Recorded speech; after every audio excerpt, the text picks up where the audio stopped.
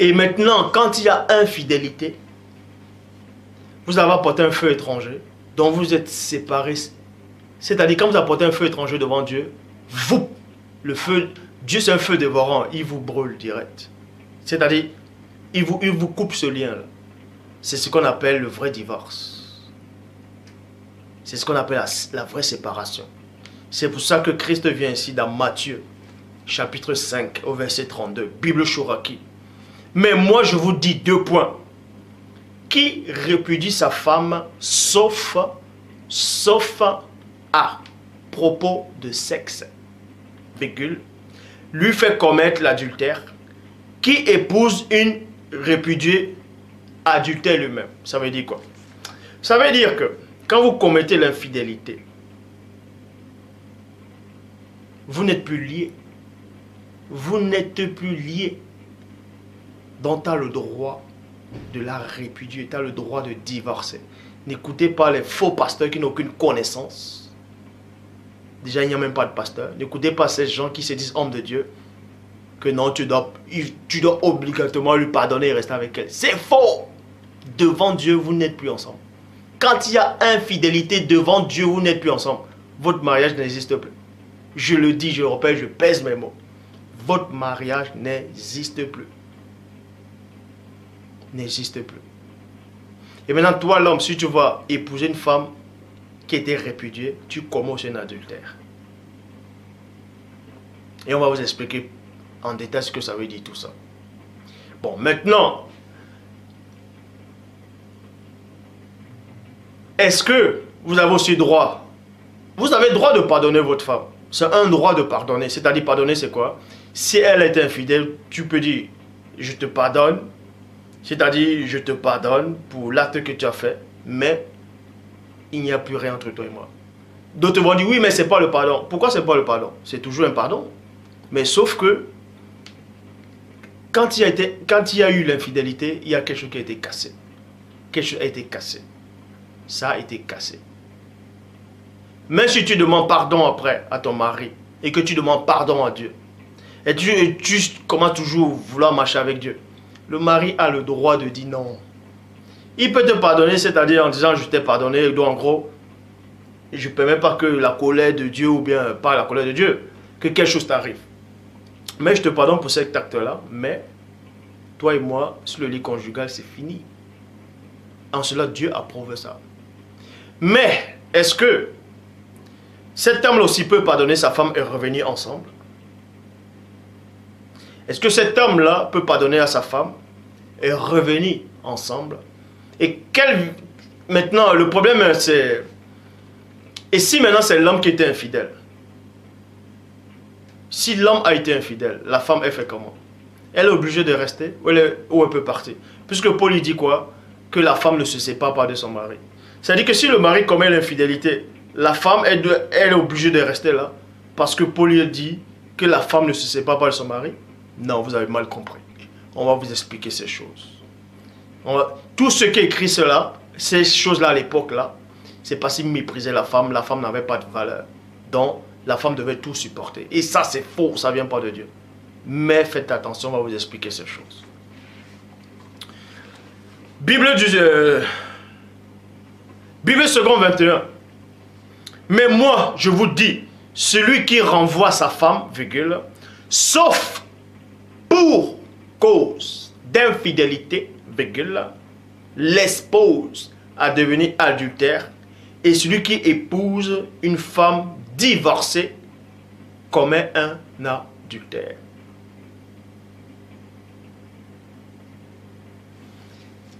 Toutefois, si Dieu n'a pas nettoyé cette femme-là, je vais vous expliquer. Si une femme commet, c'est-à-dire si une femme commet une infidélité avec son mari, elle commet l'infidélité, elle va voir ailleurs, elle est souillée. Donc, elle est séparée de Dieu. Elle est séparée de l'Esprit de Dieu, puisqu'elle a introduit un feu étranger et le feu de Dieu a brûlé ça. Donc, elle est devenue infidèle, elle s'est séparée. Parce que celui qui s'attache au Seigneur a un seul corps, un seul esprit plutôt. Donc, elle a rompu ce lien. Elle a rompu non seulement le lien spirituel avec le Père, elle a aussi rompu le lien qui reliait son corps et le corps de la femme. Donc, ils ne sont plus ensemble. Bon, est-ce que cette femme-là, maintenant, un autre homme n'a plus le droit de venir épouser cette femme parce qu'il commettrait, c'est toujours l'adultère. Mais il y a une condition. La condition, c'est quoi? Si votre femme commet une infidélité, on vous dit que si vous allez chercher une autre femme qui a été répudiée, vous-même aussi vous commettez l'adultère. Ça veut dire quoi? Donc forcément, si votre femme commet l'adultère et que vous la renvoyez, automatiquement, ça veut dire que la prochaine femme que vous devez avoir, forcément, ça doit être une femme vierge, qui n'a pas été répudiée, ou bien une femme souillée, qui n'a pas eu de rapport avec des hommes. C'est ce que ça veut dire. Mais faites très attention. Faites très attention. On va vous expliquer ces choses. Aussi, tout ce que je vais dire, c'est biblique. Donc si toi, le mari, tu as répudié ta femme parce qu'elle a été infidèle,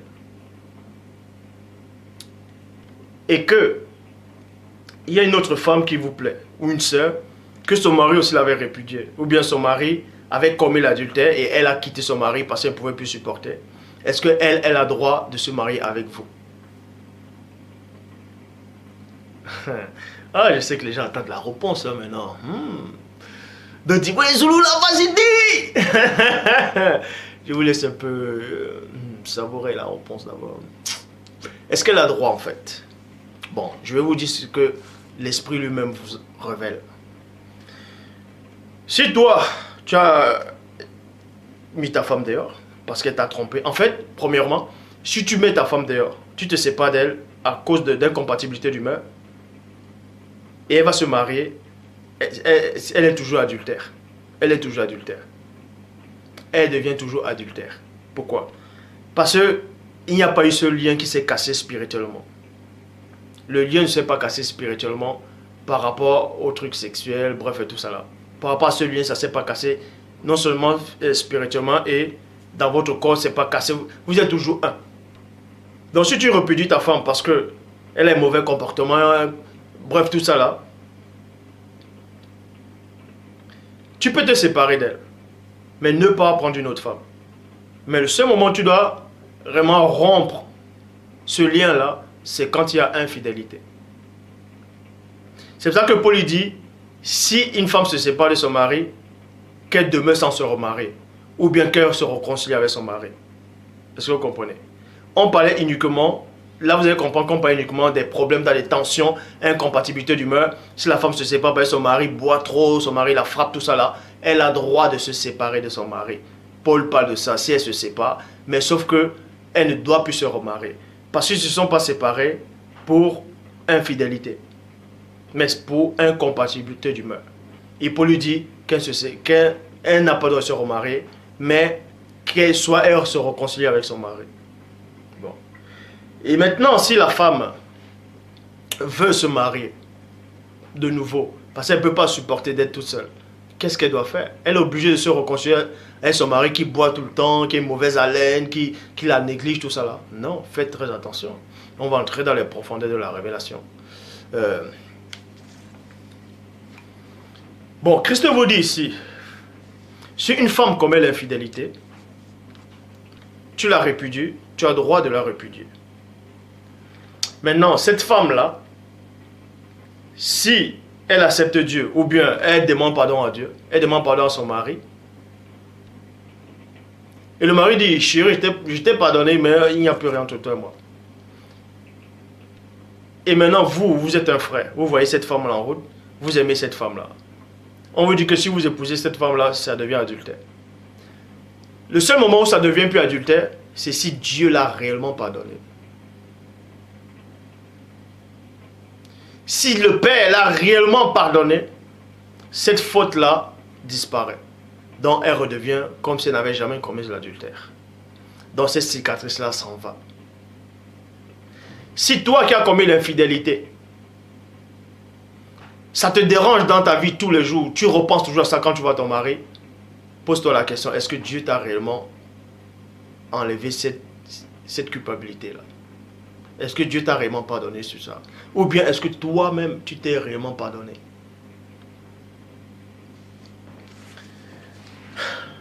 Pour ça, on va vous donner la réponse dans Jean 8, verset 3, Bible seconde 21.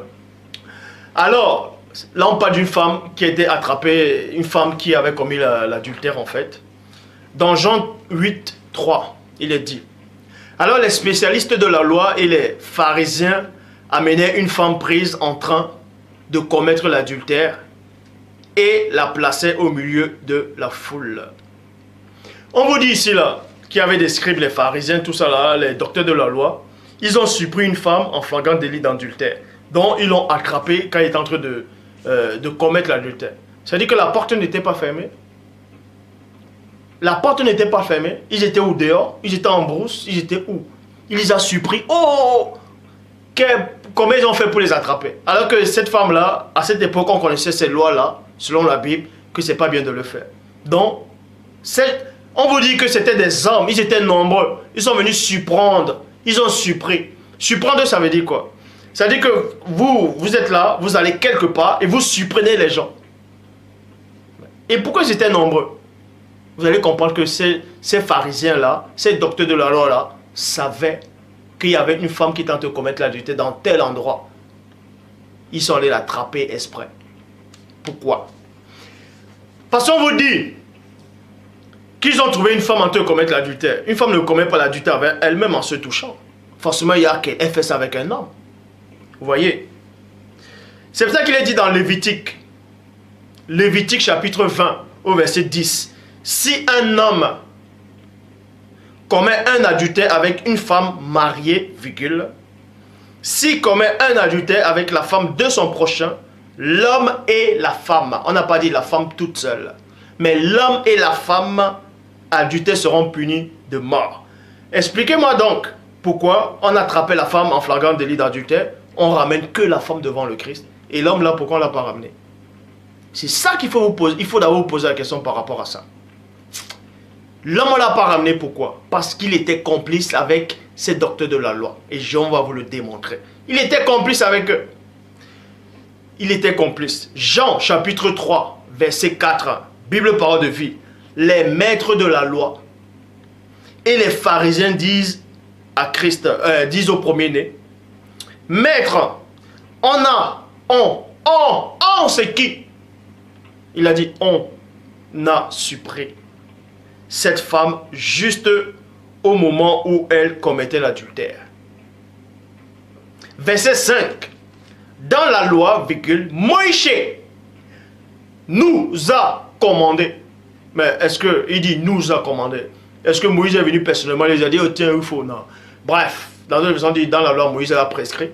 Nous a commandé de tuer ces femmes-là en les jetant des pierres. Point. Et toi, virgule, qu'est-ce que t'en dis? Et toi, qu'est-ce que tu dis? Déjà, ces gens-là, ils ont camouflé une partie de la vérité, soi-disant de la vérité que Moïse les a donnée. Or, Moïse n'a jamais dit, dans cette loi-là, dans la loi se trouve dans Lévitique 20, verset 10, de tuer qu'une seule femme. Il a dit l'homme et la femme. Mais eux, ils viennent modifier la loi. Ils disent que Moïse a plutôt dit de tuer seulement la femme. Vous voyez? Et cet homme-là est où? Pourquoi on n'a pas attrapé l'homme? Pourquoi on a juste amené la femme? Bon. Verset 6.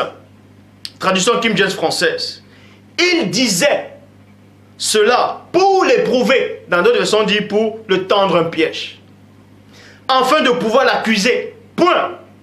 Mais le premier-né se baissa et avec son doigt, il écrivait sur la terre comme s'il ne les entendait pas. Qu'est-ce que Christ est en train d'écrire sur le sol? Plein de gens ont essayé d'élucider le mystère de l'écriture du premier-né et n'ont pas réussi. Plein de gens ont essayé de comprendre ce que Christ écrivait réellement sur la terre, sur le sol. Il écrivait quoi exactement? Donc vous comprenez que ces gens-là étaient complices avec cet homme-là qui commettait l'adultère. Ils ont séduit cette femme-là. Cet homme, ils ont fait en sorte que cet homme-là séduit cette femme-là de commettre l'adultère dans tel endroit pour qu'ils viennent en groupe les surprendre et à ramener cette femme-là pour l'amener devant le peuple, pour l'amener devant le Christ en disant Moïse a dit dans la loi, ces gens de femmes-là on doit les lapider. Donc ça dit que si Christ disait on ne doit pas la lapider, on dit vous voyez, il est en train de violer la loi de Moïse. Donc, il n'est pas avec Moïse, il est contre Moïse, on va aussi le lapider. Ah, si Christ disait, lapider là, la foule dit, ah, vous voyez, il prêche le pardon, mais regardez ce qu'il fait. Vous voyez? Traduction œcuménique de la Bible. Il se mit à tracer du doigt des traits sur le sol. Bible Chouraki, de son doigt, il écrit à terre. Point. Qu'est-ce qu'il écrivait? Loba, Dieu, la révélation. Écoutez la révélation de ce que Christ écrivait. Vous allez peut-être me dire, mais c'est écrit où qu'il a écrit ça sur la terre? Que ce que je vais dire, c'est écrit où? Écoutez la révélation. Daniel, chapitre 5, verset 24 à 27. Tradition Louis II, 1910. C'est pourquoi il a envoyé cette extrémité de main qui a tracé cette écriture. Voici l'écriture qui a été tracée. 2 points. Compter, virgule, compter, peser et diviser. Voici l'explication de ces mots. Compter. Dieu a compté ton règne. Ça veut dire quoi? Virgule. Ça veut dire que Dieu a compté la loi de ces hommes-là. C'est-à-dire la loi du talion. Ça ne pouvait pas venir de Dieu. Dieu a compté cela. Vous voyez? Voici l'explication. Dieu a compté ton règne. Et il a mis fin. Parce que Christ a mis fin à ça. À cette barbarie-là de lapidation qui ne venait pas de Dieu. Christ a tracé, compté, pesé. C'est qu'il écrivait.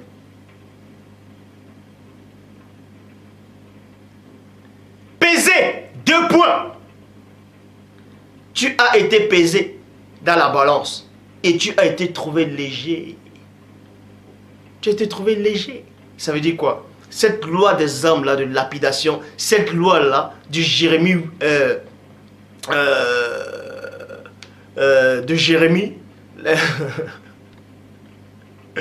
la plus mensongère du script, a été trouvée léger. Ça veut dire quoi? Ça veut dire que cette loi là n'existera plus. C'est-à-dire quand il dit n'existera plus, ne pourra pas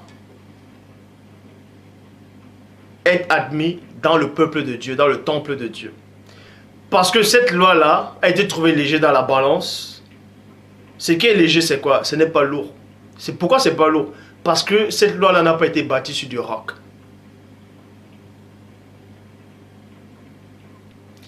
Cette loi n'a pas été bâtie sur du roc.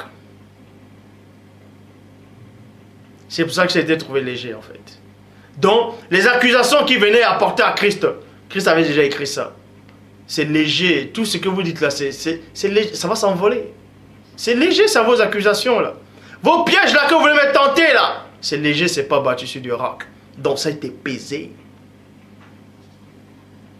Et ensuite on me dit ici, divisé. 2 points.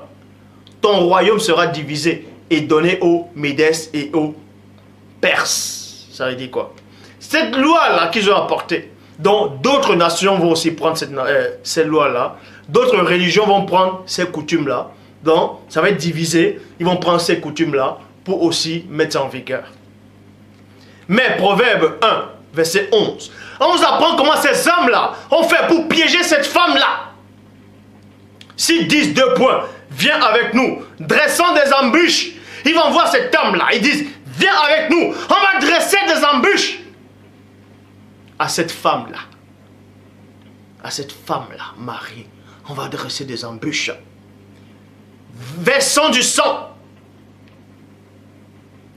Parce qu'il voulait aussi lapider, en même temps, là, lapider plus tard. Donc, versons du sang. Tendons des pièges à celui qui repose en vain sur son innocence. Donc, au premier-né. On va lui tendre un piège, il dit qu'il est innocent. Il fait croire aux gens qu'il est innocent. Nous, on va tendre les pièges, on va lapider cette femme, on va l'accuser et quand il va se tromper, on va aussi le lapider. C'est pour ça qu'on a ramené que cette femme, on n'a pas ramené l'homme qui a couché avec cette femme-là, parce qu'il était complice. 2 Timothée 3, verset 6. Il en est parmi qui s'introduisent dans des maisons et qui captivent des femmes d'un esprit faible et borné, chargé de péché, agité par des passions de toutes sortes. Vous voyez? Des passions de toutes sortes. Des passions de toutes sortes. Des passions de toutes sortes. Jean 8, 7, il est dit, comme il continuait à l'interroger, il se releva et leur dit, que celui d'entre vous qui est sans péché jette le premier. Jette le premier. Pourquoi Christ dit que parmi vous, si quelqu'un d'entre vous n'a pas péché, qui jette le premier? Pourquoi il ne dit pas le deuxième? Pourquoi il ne dit pas à toute la foule, vous tous la jetez? Pourquoi il n'a pas dit, vous tous la prenez la pierre, jetez? Il a dit, jette le premier. Pourquoi? Pierre contre elle. Parce que Deutéronome 17, verset 7 dit, la main du témoin. Donc le témoin c'est quoi? C'est ceux qui ont assisté à l'adultère. C'est pour ça qu'on dit, la main du témoin se lèvera la première. C'est pour ça que Christ a dit, vous les premiers là, jetez alors la pierre. Si vous n'avez jamais péché. Parce que Deutéronome le disait dans Deutéronome 17, verset 7. La main de témoin se lèvera la première sur lui pour le faire mourir et la main de tout le peuple ensuite. Tu ôteras ainsi la main du milieu du peuple. Dans Jean chapitre 8, verset 8 à 9, il est dit, il s'étant de nouveau baissé et il écrivait sur la terre. Quand ils entendirent cela, accusés par les consciences, ils se retiraient un à un, depuis le plus âgé jusqu'au dernier. Pourquoi ils se retiraient ainsi? Les consciences les jugeaient pourquoi? Parce que Christ, le premier, représentait la parole. Et quand Christ a sorti cette parole de cette bouche-là, il y a une prophétie qui s'est réalisée. Il y a une parole qui s'est réalisée. Dans Job 4, 12. Une parole est arrivée effectivement jusqu'à moi. Et mes oreilles en ont recueilli des sons légers. Donc les paroles du Christ sont entrées. Les paroles du premier-né sont entrées dans les oreilles de ces gens-là. Et ça, il est fait parce qu'il a dit dans Hébreux 4, 12. La parole de Dieu, elle est vivante, efficace et plus tranchante qu'une épée quelconque à 2 tranchants, pénétrant jusqu'à partager âme, esprit, gentil et moelle. Elle juge les sentiments et les cœurs. Aucune créature ne peut se soustraire au Père qui vit inexplicablement hors de toute réalité. C'est pour ça que cette parole, elle les a divisés, les a jugés. Ils étaient coupables. Ils ont jeté les cailloux, ils sont repartis.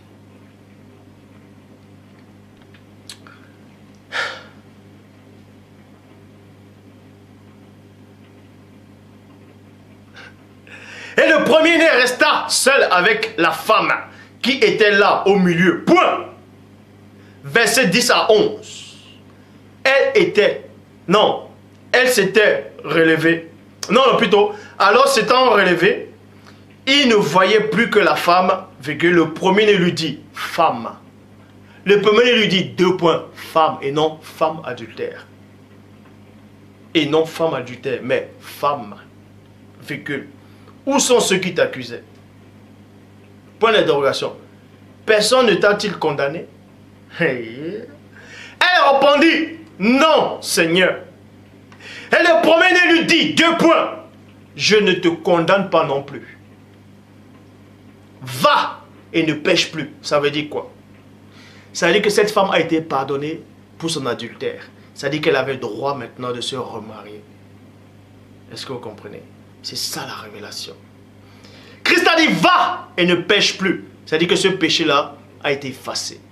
Cette cicatrice-là est sortie. Elle se sentait plus coupable quand elle est repartie. Non, elle n'était plus une femme adultère. Elle pouvait maintenant se remarier. Est-ce que vous comprenez? Donc toi, le frère, si tu vois cette femme-là, que le Père a réellement pardonné, tu peux te remarier avec elle. Ce n'est plus de l'adultère. Puisque ça n'existe plus cet adultère là devant le Père. Parce qu'on l'a pardonné par la parole. C'est ça la révélation.